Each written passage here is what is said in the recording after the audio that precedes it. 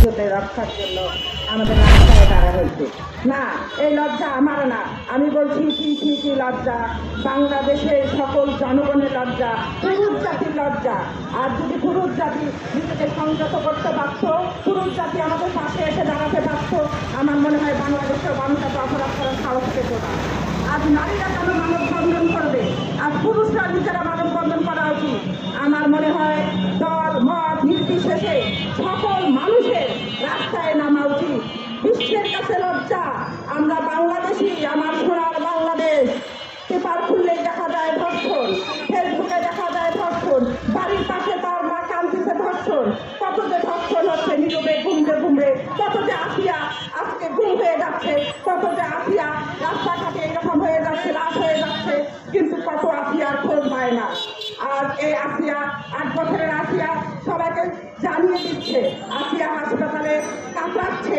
আমার মনে হয় আইন বিভাগের কাছে আমি একটা দাবি করব, একজন মহিলা হিসাবে আপনারাও আমার পাশে এসে পড়েন। নারী পুরুষ সকলের আমাদের একটাই দাবি, শুধু ধর্ষকের আইন আদালত নেবে না, ধর্ষকের আইন জনতার হাতে তুলে দেন।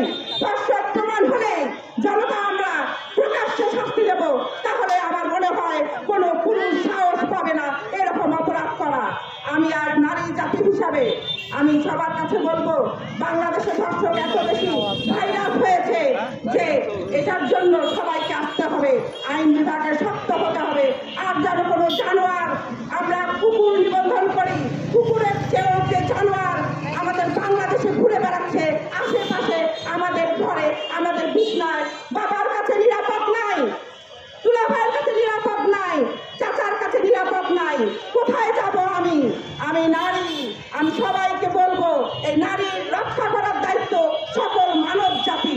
তাই আমি সবার কাছে আবেদন করব, এবং কি লজ্জা, আমাদের সকলের লজ্জা, পুরুষ জাতির লজ্জা, মহিলা জাতির লজ্জা। জাতীয়তাবাদী বাংলাদেশ মহিলা দল, জেলা শাখা, লালমনিরহাট। ধন্যবাদ। আপনারা দেখছেন দৈনিক কর্ণকণ্ঠ, সবার কথা বলে।